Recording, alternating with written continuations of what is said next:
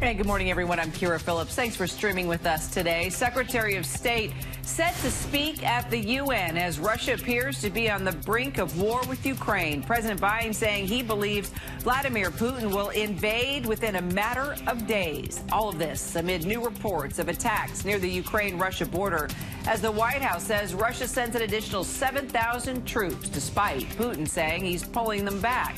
We've got a live report coming up.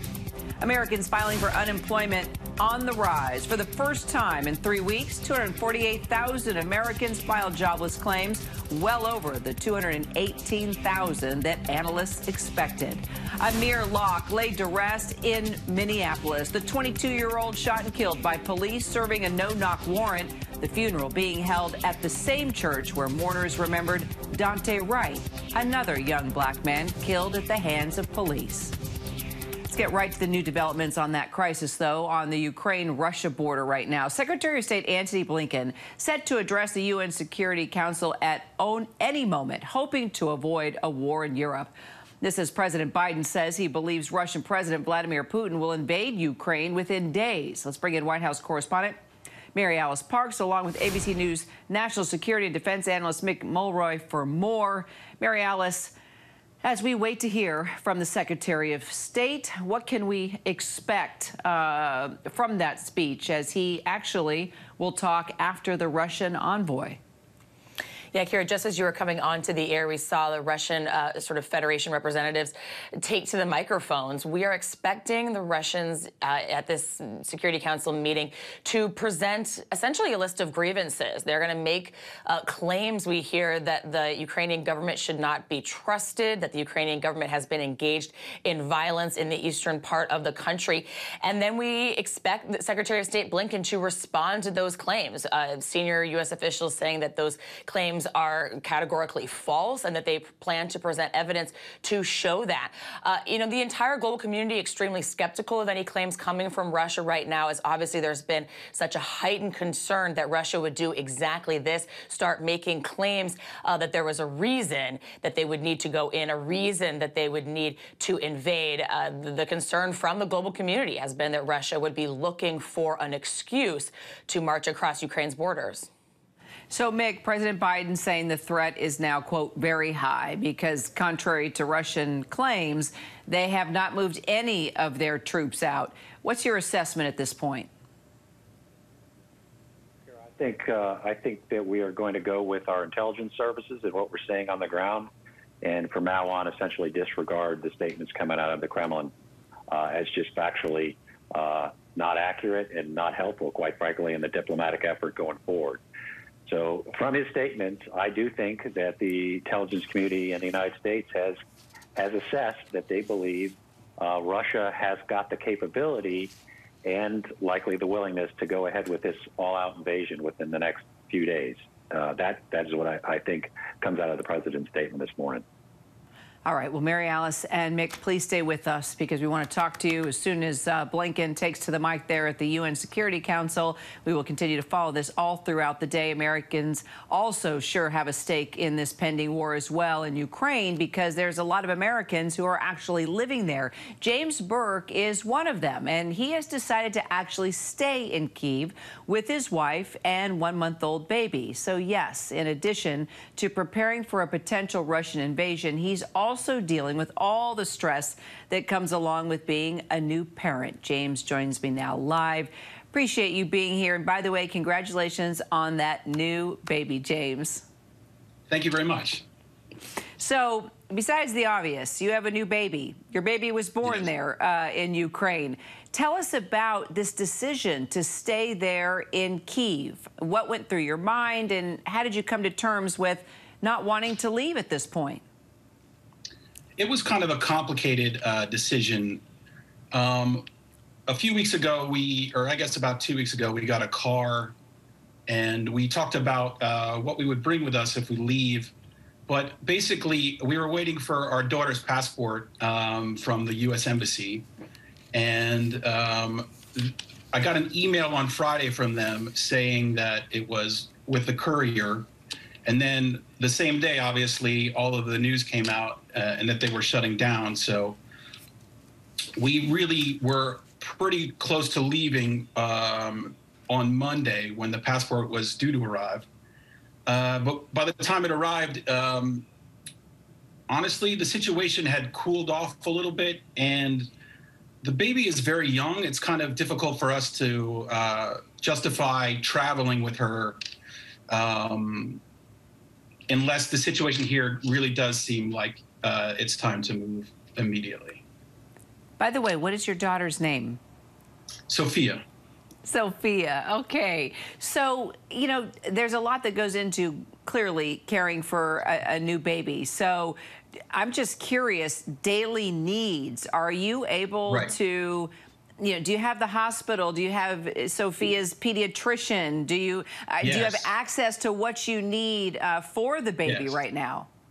Well, yeah, and that's part of the reason we're staying, because we have all of those things easily at our disposal, even, you know, within walking distance. So we don't really want to jump in a car and, you know, throw a possible chaotic situation at the baby. She's still very small, and it's not really fun for her to travel in the car seat. She's so little.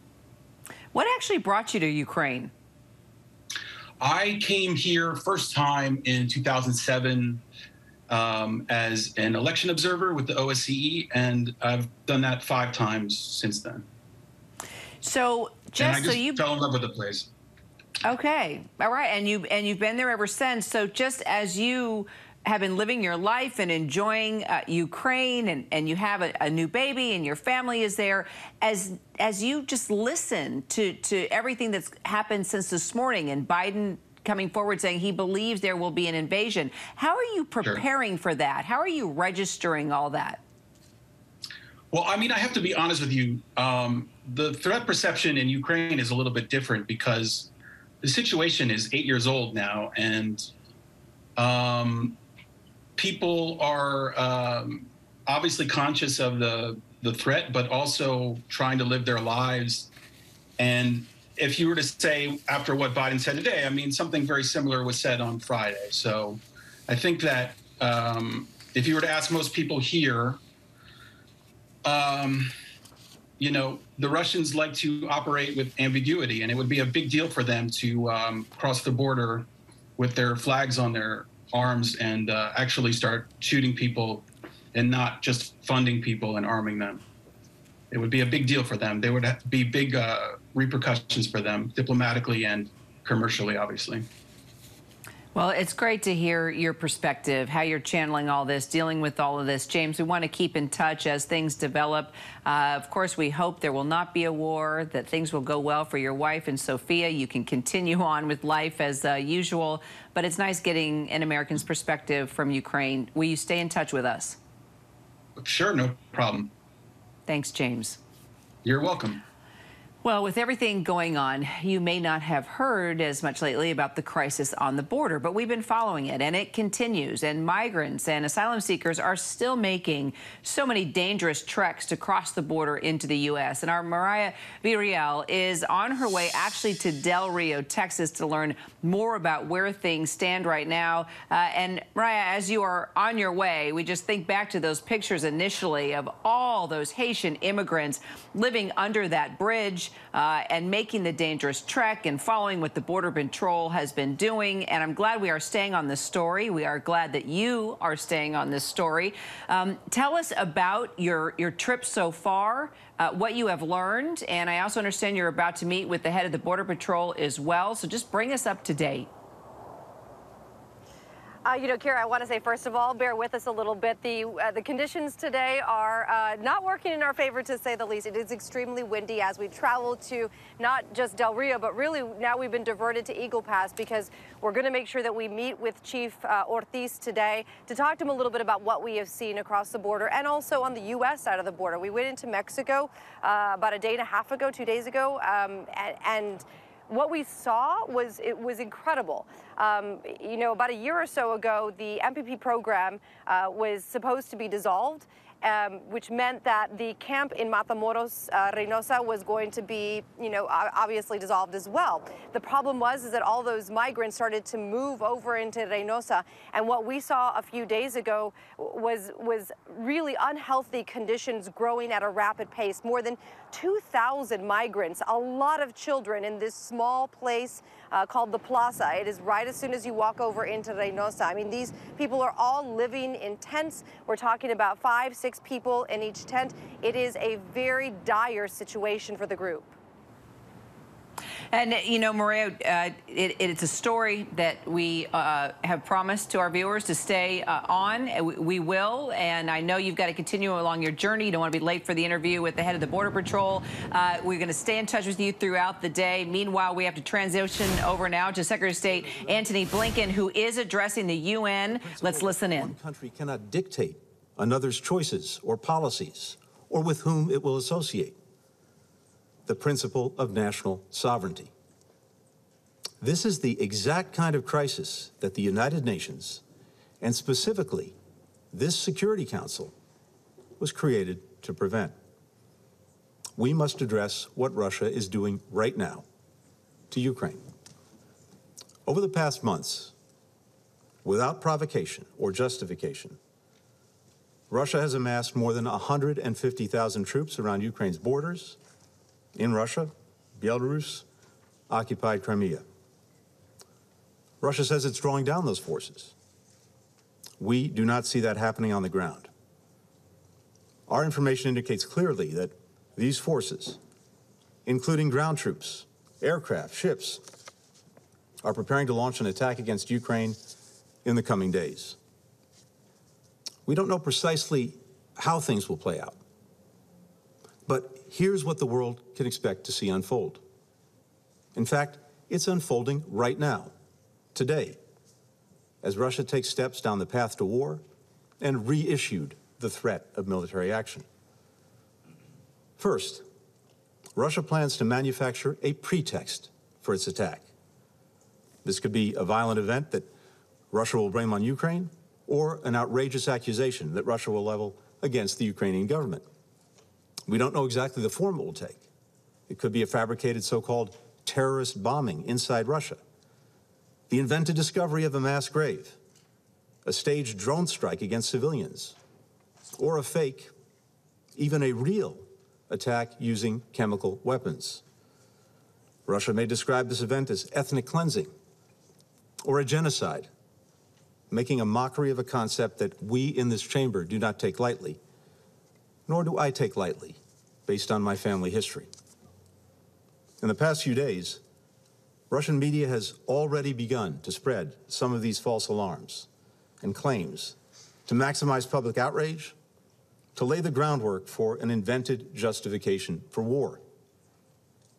Today, that drumbeat has only intensified in Russia's state-controlled media. We've heard some of these basic allegations from Russian-backed speakers here today.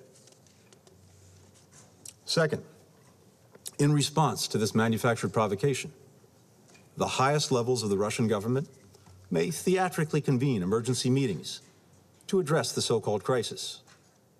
The government will issue proclamations declaring that Russia must respond to defend Russian citizens or ethnic Russians in Ukraine. Next, the attack is planned to begin. Russian missiles and bombs will drop across Ukraine. Communications will be jammed. Cyber attacks will shut down key Ukrainian institutions. After that, Russian tanks and soldiers will advance on key targets that have already been identified and mapped out in detailed plans. We believe these targets include Russia's capital, Ukraine's capital, Kyiv, a city of 2.8 million people. And conventional attacks are not all that Russia plans to inflict upon the people of Ukraine. We have information that indicates Russia will target specific groups of Ukrainians. We've been warning the Ukrainian government of all that is coming. And here today, we are laying it out in great detail with the hope that by sharing what we know with the world, we can influence Russia to abandon the path of war and choose a different path while there's still time. Now, I'm mindful that some have called into question our information, recalling previous instances where intelligence ultimately did not bear out. But let me be clear. I am here today not to start a war, but to prevent one. The information I presented here is validated by what we've seen unfolding in plain sight before our eyes for months. And remember that while Russia has repeatedly derided our warnings and alarms as melodrama and nonsense, they have been steadily amassing more than 150,000 troops on Ukraine's borders, as well as the capabilities to conduct a massive military assault. It isn't just us seeing this. Allies and partners see the same thing. And Russia hasn't only been hearing from us. The international chorus has grown louder and louder. If Russia doesn't invade Ukraine, then we will be relieved that Russia changed course and proved our predictions wrong. That would be a far better outcome than the course we're currently on. And we'll gladly accept any criticism that anyone directs at us. As President Biden said, this would be a war of choice. And if Russia makes that choice, we've been clear, along with allies and partners, that our response will be sharp and decisive. President Biden reiterated that forcefully earlier this week. There's another choice Russia can still make if there's any truth to its claim that it's committed to diplomacy. Diplomacy is the only responsible way to resolve this crisis. An essential part of this is through implementation of the Minsk agreements, the subject of our session today. There are a series of commitments that Russia and Ukraine made under Minsk, with the OSCE and the Normandy format partners involved as well. If Russia is prepared to sit with the Ukrainian government and work through the process of implementing these commitments, our friends in France and Germany stand ready to convene senior-level discussions in the Normandy format to settle these issues. Ukraine is ready for this, and we stand fully ready to support the parties. Progress toward resolving the Donbass crisis through the Minsk agreements can reinforce the broader discussions on security issues that we're prepared to engage in with Russia, in coordination with our allies and partners. More than 3 weeks ago, we provided Russia with a paper that detailed concrete reciprocal steps that we can take in the near term to address our respective concerns and advance the collective security interests of Russia, the United States, and our European partners and allies. This morning, we received a response, which we're evaluating. Earlier today, I sent a letter to Russia's Foreign Minister, Sergei Lavrov, proposing that we meet next week in Europe, following on our talks in recent weeks, to discuss the steps that we can take to resolve this crisis without conflict. We're also proposing meetings of the NATO-Russia Council and the OSCE Permanent Council. These meetings can pave the way for a summit of key leaders in the context of de-escalation to reach understandings on our mutual security concerns. As lead diplomats for our nations, we have a responsibility to make every effort for diplomacy to succeed, to leave no diplomatic stone unturned. If Russia is committed to diplomacy, we're presenting every opportunity for it to demonstrate that commitment. I have no doubt that the response to my remarks here today will be more dismissals from the Russian government about the United States stoking hysteria or that it has no plans to invade Ukraine. So let me make this simple. The Russian government can announce today, with no qualification, equivocation, or deflection, that Russia will not invade Ukraine. State it clearly, state it plainly to the world, and then demonstrate it by sending your troops, your tanks, your planes back to their barracks and hangars and sending your diplomats to the negotiating table. In the coming days, the world will remember that commitment or the refusal to make it. I yield the floor.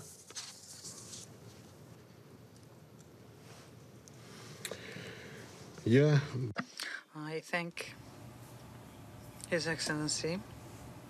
Secretary of State Antony Blinken on the morning where we heard the president about an hour ago believe that within any day now, Russia will attack Ukraine. But as you heard Secretary of State Blinken just now, right there, before the UN Security Council, he is there, he says, not to start a war, but to prevent one. Let's bring in White House correspondent Mary Alice Parks, along with ABC News national security and defense analyst Mick Mulroy for more. Guys, we're talking again this morning. It seems like a same conversation, really. Putin says he's pulling troops back. Clearly, he's not. They're amassing on the border. Biden, within the last hour, addressed reporters on his departure, saying he believes any day now there will be an attack. But now we are hearing from Secretary of State Blinken, as Mary Alice has pointed out all morning, he's trying to present the path forward, deal with this in a diplomatic way. He just told the entire UN Security Council his goal is not to start a war, but to help prevent one here. So what stands out about his words? Mary Alice, I'll start with you. And do you think they are going to make any type of impact moving forward now? A few things stood out to me, Kira. Like you said, he said that if Russia is committed to diplomacy, the U.S. is leaving every door open. He offered to meet again with his Russian counterparts in Europe next week and talked about the fact that there have been so many sort of overtures like that, including today there at the UN Security Council. And he also called on Russia to publicly state, to publicly announce that it will not invade. For the last few weeks, we've been hearing Russia sort of point the finger back at the United States, call the United States hysterical, saying that they are sort of banging a drumbeat of war. They're making these assertions that Russia plans to invade. And so you heard Secretary of State Blinken there try to flip the script and say that Russia, if it does not intend to invade, should make that promise now, that the world would remember it, that it would go a long way if they could say that that was actually not their intentions. And then last, Kira, I agree that that moment where Secretary of State Blinken seemed to almost acknowledge, at least what I thought he was acknowledging, kind of implicitly acknowledging moments in the past where we have seen U.S. secretaries of state, U.S. officials stand right there in front of the U.S. Security Council,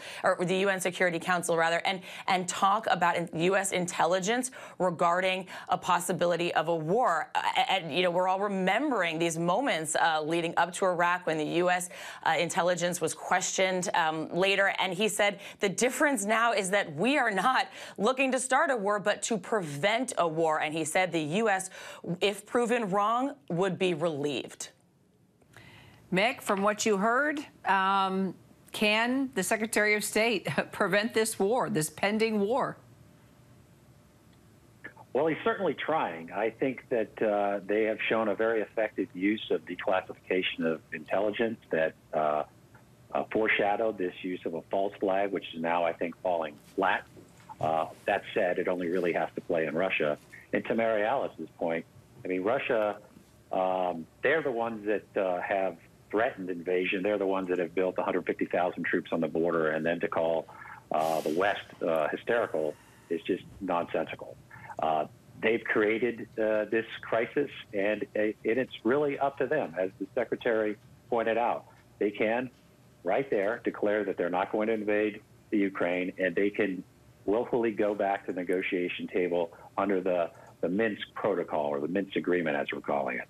Those are things that they can do today, and then nobody needs to be hysterical. How about a refresher? Minsk agreements. As you heard the Secretary of State say, he believes this is the only way to solve this crisis. Let's, from both of your perspectives, maybe Mary Alice, we can start with you. Why are these agreements so essential to reevaluate today? Well, look, Russia is starting to make these claims that there is increased violence in the eastern part of Ukraine. And the reality is there has been violence in that area for years. You know, it's so strange for us to think and to remember that Ukrainians have actually been fighting for their territorial integrity, for their sovereign borders for a decade, since Russian separatists started to cross the border there, since Russia started to support sort of separatist activity in that eastern region. region. It's something that so many of us can't really imagine, that reality of fighting for your country's borders in today's age. But that's exactly what's been going on there in the East, like I said, for over a decade. And the Minsk agreements sort of deal with how to create a ceasefire there. Obviously, Ukraine doesn't like the idea of giving up any bit of its sovereign territory. Russia wants them to admit that some of that eastern region should be owned by Russia, should be controlled by Russia. And they've been debating these agreements, these treaties for years and years and years. And what Secretary of State Blinken is saying is, let's come back to the table. Let's continue to negotiate an agreement and some ceasefire in that region. And Mick, maybe this is a good time to remind people why Putin in no way, shape, or form wants Ukraine to be a part of NATO. Well, yes, absolutely. He views Ukraine as essentially a part of Russia, and he, to his statements, he does not want to have a NATO country, which would then have all of the protections guaranteed under Article 5 of the NATO treaty for protection from everyone, including the United States. So that's his main concern. To the point of your question, when it comes to the Minsk protocol or agreement, there's two of them. They deal with the Donbass, Mary Alice said, and that's the area that's got a heavy ethnically Russian population.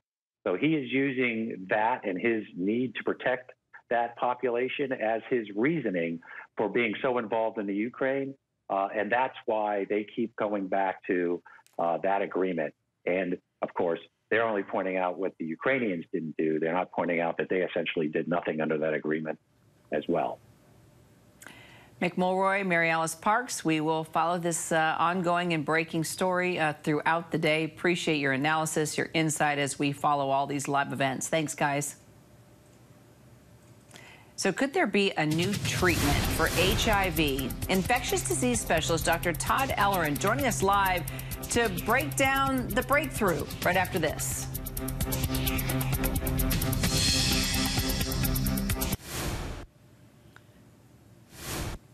Welcome back. Well, it was more than 40 years ago when the first cases were identified actually in the U.S. A CDC report that came forward stating that that period between October of 1980 and May of 1981, 5 young gay men were treated for a lung infection common in what would become known as AIDS. 2 of the patients died. Well, today, more than 1.2 million people in the U.S. have HIV now, and that infection causes AIDS. However, a new treatment that worked on one woman she's actually the 3rd person ever to be cured of HIV. We want to talk more about this with infectious disease specialist at South Shore Health, Dr. Todd Ellerin. Dr. Ellerin, appreciate you being here. We talked about this yesterday, how this woman was cured and how this treatment worked for her. Let's just lay out the details of this and what you think about the news that we got yesterday. Good morning, Kara. This is really exciting news. Okay, this woman, we think she's about middle-aged, from New York. She basically had HIV several years ago, and then a few years later developed leukemia. So HIV and leukemia, not a common combination, but patients with HIV can be at increased risk of certain forms of leukemia. So then what happens is she's taking her antiviral medications, and she's doing well, but then she needed a transplant, okay, to help her leukemia. And what she had was actually 2 transplants, one from a family member, a primary family member, and then she had an umbilical cord stem cell transplant. Remember, the umbilical cord is a little segment that connects the baby to the placenta, allows nutrients. They are rich with these stem cells, these magical stem cells that can form, many different forms. So the key here is those stem cells had an unusual mutation that prevents HIV from entering the cell. She was transplanted with that, and then lo and behold, months later, she stopped her HIV medications, and we cannot find HIV anywhere in her body right now. So essentially, she's being considered cured, or at least in a very long remission. But she's the first woman that this has happened to. It's happened to 2 other men years ago. Both of them were cured of HIV. So I do believe she is cured. The one thing I want to say, Kiera, Kira, is that while this is so important as a beacon that's going to shed light on future gene therapy research that could really help us ultimately with cure, this is not generalizable to the majority of patients with HIV, because these either bone marrow or stem cell transplants do carry some risk. And what we know now is that daily HIV medication, they're so safe and effective in controlling HIV. But I think this is a real promising step in the right direction. So why do you think it went well for her? Because, you know, we've covered cord blood stories, and they are very, in some ways, experimental and sometimes risky. So why do you think this worked for her? And even though it's been a very small amount of people, and you look at how many people have HIV, is it a step in the right direction? What more needs to happen to make it, you know, more available, or even know if it could work for other women? Right, so these are great questions. A few things to know is that cord blood, umbilical cord stem cells, that type of transplant is gentler than the typical bone marrow transplant we think of. The actual transplant, you don't get as much what's called graft versus host, where the actual transplant can actually, you know, kind of turn against the body. So with umbilical cord transplant, you see less of that. That's one thing. But one of the issues is that, you know, this umbilical cord stem cells are really sort of precious gems. They're not as abundant as bone marrow transplants. That's one of the reasons that we don't use them for every patient. In this woman's case, she actually first got a sort of mini transplant from a family member. So that allowed her to have some immunity, while the stem cell transplant from the cord blood was able to take time to engraft. You see, cord stem cell transplants take longer before they sort of become durable in the body. So during that period of time while you're waiting, the host can really be vulnerable to infections. So I think the Cornell team really was, well, I'm going to say brilliant in thinking about the way to treat this woman. Okay, so then final question, because when my kids were born, there are companies that tell you to save the umbilical cords for future discoveries. We were sort of on the fence about it, but we went ahead and did it. Is this something, do you think, that all parents should start doing now? Bigger picture here? From a big picture, if it didn't cost anything and, you know, you could do it easily, I mean, sure, that would make sense in the rare chance that you're going to develop one of these rare, you know, cancers or other sort of blood type disorders. But I can't say that everyone should do this right now because it is costly, and, you know, it would be infrequently used. But all things being equal, sure, it would be great to have this in your back pocket if you ever needed it. And it is costly, by the way. It's a big reason why I was asking. You kind of wonder, you know, the reward, is it worth it? But good discussion, Todd. It really is pretty amazing what we did learn about this, and just looking to the future of treatment for HIV. Appreciate your insight. Thanks, Doc. You bet. And coming up, we are taking a deep dive and looking at diversity and inclusion when it comes to outdoor activities, while we're still honoring Black History Month.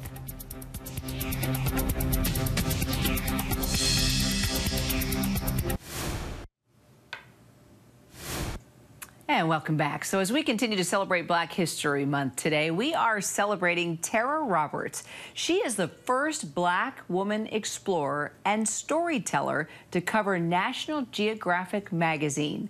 Robin Roberts takes a deep dive on diversity with her today.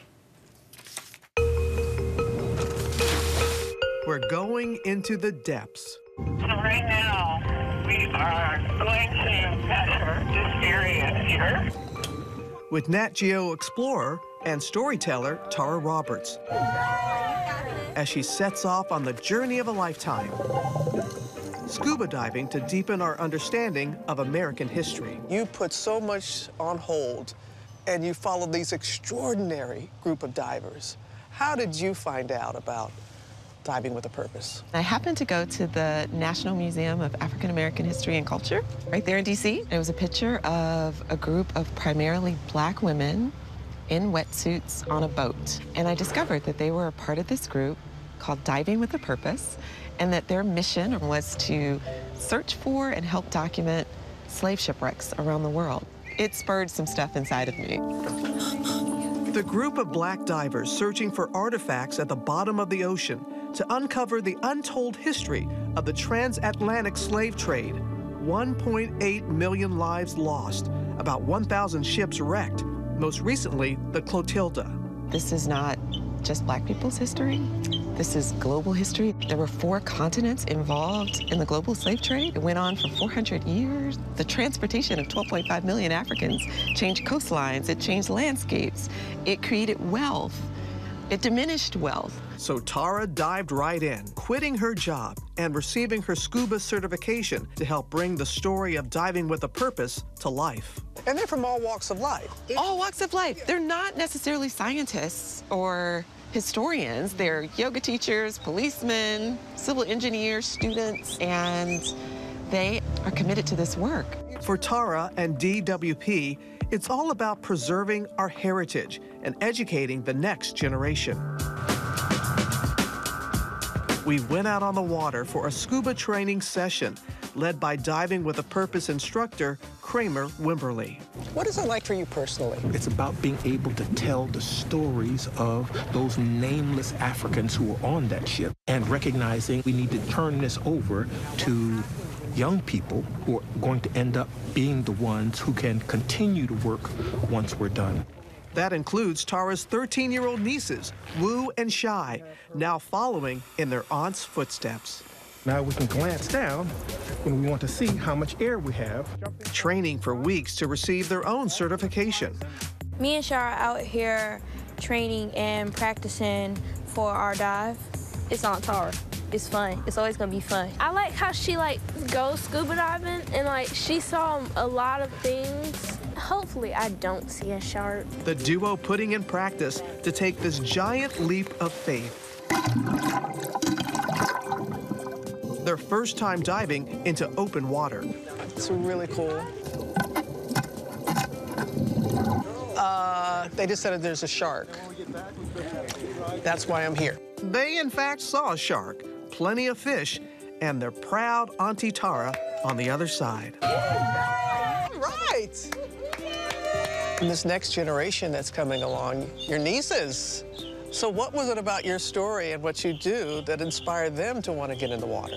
I think it's sort of like me seeing the picture of the divers in the museum. We're not often seen represented in places, and if you're not seen, then people don't think that that's for them. And now you're representing because you are the first black woman explorer / storyteller on the cover of Nat Geo magazine. So crazy. I grew up reading Nat Geo, and I never saw explorers that look like me. So it's mind-blowing to see this picture. There's something that is surprisingly healing about this work. There's agency. This idea that a group of people, ordinary people, have raised their hands and said, you know what, that history is important, and I'm gonna do what I can to help raise it from the depths. There's something really empowering about that. And we have just been empowered. Robin Roberts, thank you for lifting up Tara. What an incredible story and an incredible cover. I'm Kira Phillips. Stay with us here on ABC News Live as we continue with all the day's events and breaking news. We will be back at the top of the hour with the latest headlines. Don't go far. Hi, everyone. George Stephanopoulos here. Thanks for checking out the ABC News YouTube channel. If you'd like to get more videos, show highlights, and watch live event coverage, click on the right over here to subscribe to our channel. And don't forget to download the ABC News app for breaking news alerts. Thanks for watching.